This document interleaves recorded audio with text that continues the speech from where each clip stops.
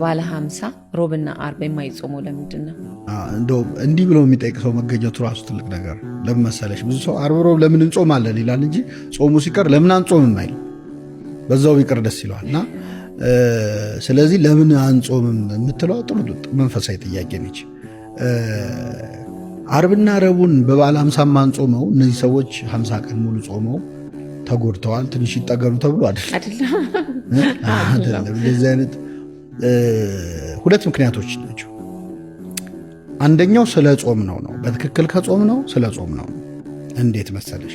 አብይ ጾም የሚጾመው በቤተ ክርስቲያናችን ስርዓት የመጀመሪያው ሳምንት እስከ 12 ሰዓት ነው። ዘወረደ ሳምንት እስከ 12 ሰዓት ነው።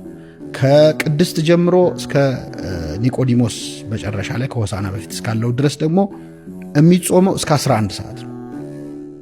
ከዛ ሰሙነ ሕማማት እስከ 13 ሰዓት ነው። እስከ ምሽቱ 1 ሰዓት ድረስ ጨረቃ እስኪታይ ድረስ ሰሙነ ሕማማት ነው። ከዛ በኋላ ዓርብ ዕለት እስከ ትንሣኤ እሑድ ያለው አለ አይደል 33 ሰዓት ነው። ከጌታ ስቅለት በኋላ 33 ሰዓት ነው። ነገራችን ላይ ጌታ ምድር ላይ 33 ዓመት ነው የኖረው ያስተማረው ብዙ ታምራት የሰራው አጠቃላይ 33 ዓመት ነው። በሲኦል ላሉ ነፍሳት ደግሞ ከሞተ በኋላ ነፍሱ ከስጋው ከተለየች በኋላ በሲኦል ላሉ ነፍሳት 33 ሰዓት ሰብኮላቸው። የምድር 33 ዓመት የሲኦል 33 ሰዓት ነው እና ያንን አስተምሯል። በወህኒ ላሉ ነፍሳት ሰላምን ሰበከላቸው ያለው ቅዱስ ጴጥሮስ ማለት ነው። ስለዚህ ከ12 ሰዓት ስንጾም የጨመርናት ሰዓት ማለት ነው ከ9 ሰዓት እስከ 12 ሰዓት ያለች አይደል? እሷን በትክክል አንድ ሰው ከጾመ ከዛ እስከ 11 ሰዓት ሲጾም እሱንም ከጾመ ከዛ በኋላ ደግሞ መጨረሻ ላይ ያለውን 33 ሰዓት ከጾመ ሲደመር 126 ሰዓት ይሆናል። 126 ሰዓት ማለት በበዓለ 50 የማንጾማቸው አርብና ረቡዕ ሰዓቶች ናቸው። ስለዚህ ኦልሬዲ በትክክል ሰምተናት በዛ ደረጃ ከጾምን አርብና ረቡዕን ጾመን ነው የጨረስነው። አብይ ጾም ላይ ስለተጾመ ነው የማይጾመው ማለት ነው።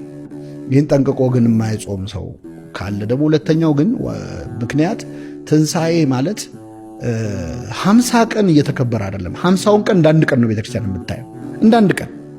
አሁን 50ውን ቀን ሙሉ ክርስቶስ ተነስቷል፣ በእውነት ተነስቷል ይባላል።